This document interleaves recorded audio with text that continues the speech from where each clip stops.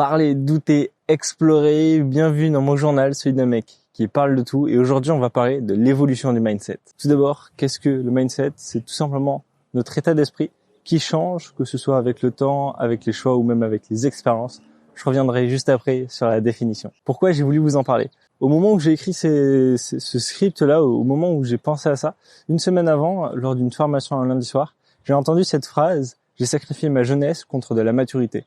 Et ça m'a fait déclic, où je me suis fortement reconnu dedans, et justement, je me suis dit qu'il fallait en faire un podcast. Du coup, pour en revenir à la définition du mindset, c'est plus un état d'esprit qui va évoluer avec le temps, via des prises de conscience progressives. Ça peut être suite à une lecture, une citation, une pensée, quelque chose qui nous fait un petit déclic et qui va nous faire évoluer, qu'on en soit conscient ou non. Il ne s'agit pas d'être mature en permanence, mais de savoir quand est-ce qu'il faut l'être. Ce n'est pas se dire qu'il faut réussir, que je dois réussir, mais je dois réussir à long terme, apprendre, comprendre déjà comment ça fonctionne, apprendre, percuter qu'il faut se servir de ces échecs comme d'une réussite.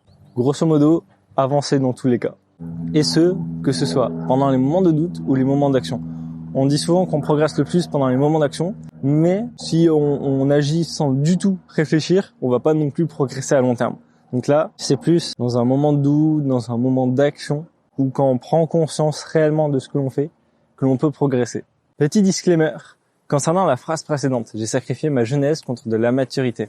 Il faut savoir que moi, j'ai eu la chance d'avoir ce choix-là, de pouvoir choisir de sacrifier ma jeunesse contre de la maturité. Je connais des personnes qui n'ont pas forcément eu cette chance, qui ont été poussées par des événements externes, par des bouleversements, qui n'ont pas eu le choix justement d'évoluer. Moi, j'avoue avoir eu ce choix-là, avoir eu cette chance d'avoir ce choix, de l'avoir quand même pris en pleine conscience, parce que je me reconnaissais déjà pas forcément dans les personnes qui ont mon âge.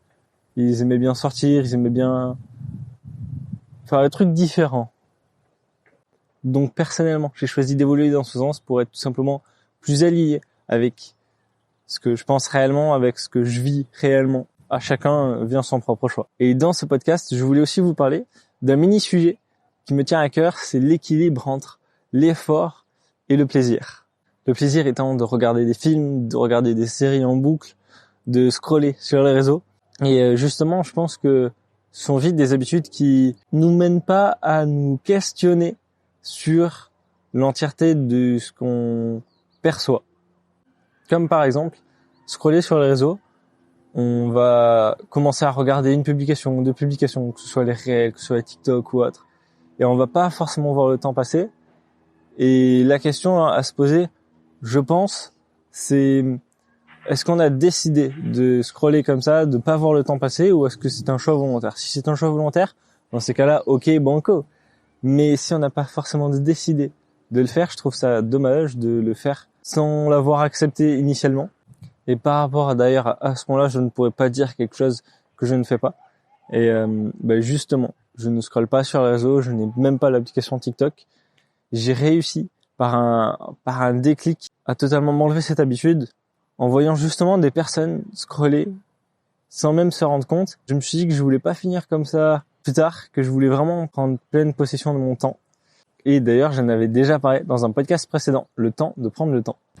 Même les séries et les films, personnellement, je les regarde parce que j'en ai envie pas pour faire passer le temps. À la limite, je peux me dire, là, j'ai envie vraiment d'avoir du divertissement et pas me prendre la tête. Et c'est ok, parce que je l'ai décidé. Mais, quand même, prendre conscience de ce qu'on fait, c'est, je trouve, une preuve de maturité. Petite anecdote, au moment où j'écris justement ce que je vais vous dire maintenant, j'étais assis dans la cafétéria de mon école, il y a deux gars qui viennent prendre des chaises, jusque-là normal, si on manque de chaises c'est logique. À ce moment-là, il y a une musique très précise qui se lance dans mes oreilles, et c'est la musique Another Love qui se lance, une musique assez triste qui me fait repenser, pas forcément à cette solitude, mais ça me fait penser justement à l'écart qu'il y a de façon de penser entre les personnes que je côtoie obligatoirement, dans mon école notamment, et les personnes que je côtoie volontairement, notamment au club de nutrition. Petit point, pourquoi est-ce que je pense comme ça? Tout simplement, déjà au lycée, je commençais à me sentir différent des autres. Pas forcément différent dans le sens, c'est de l'ego, mais différent dans le sens qu'il y a un écart, justement, qui se creuse, notamment en seconde. Donc la première des 3 années au lycée. Je commençais à de plus en plus à toucher à des projets, d'aider d'autres personnes à en organiser. Arrivé en première, je commence à mener de plus en plus des projets. En parallèle, je passe un autre diplôme. Arrivé en terminale, je deviens l'un des meneurs principaux justement de cette gestion de projet. J'organise presque moi tout seul un bal de fin d'année alors que personne ne l'avait encore fait. C'est bien, je m'en plains pas du tout. Néanmoins, ça fait évoluer, même involontairement, et aussi et surtout inconsciemment.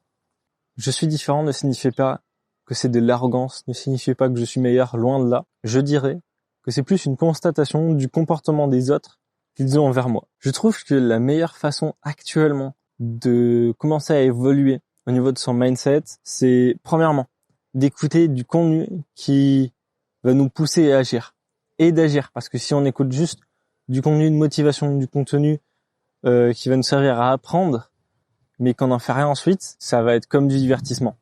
On va juste donner du plaisir à notre cerveau, rien de plus. Néanmoins, si justement on met en place, on met en action, c'est là qu'on va commencer à grandir. En se rectifiant, on va grandir un peu plus, etc. Et deuxièmement, avoir une charge mentale assez équilibrée. Pas avoir beaucoup de divertissement et peu d'action, mais plus avoir un peu de divertissement parce qu'il en faut, mais un maximum d'action. Notamment dans mon cas, actuellement, je suis étudiant dans une école d'ingé, coach dans un club de nutrition, je fais ce podcast, j'anime des séances de sport, plus d'autres projets évidemment. Je ne dis pas qu'il faut surcharger mentalement, loin de là, mais qu'il faut pas non plus avoir très peu d'action au quotidien pour beaucoup trop de divertissement. C'est ok de le faire de temps en temps, ça s'appelle des vacances, c'est du repos, c'est normal, mais pas toute l'année. Il y a justement un équilibre à essayer de trouver, toujours selon mon point de vue. Et je vais finir par une petite citation. La réussite est la somme de ce que l'on sait faire et de son environnement. Olivier Roussat, directeur général de Bouygues. Sur ce, vous venez d'écouter une partie de mon journal, c'est d'un mec qui parle de tout. Si vous avez aimé, je vous invite à mettre un like, commenter, partager. Et sur ce, on se retrouve au prochain épisode. Portez-vous bien.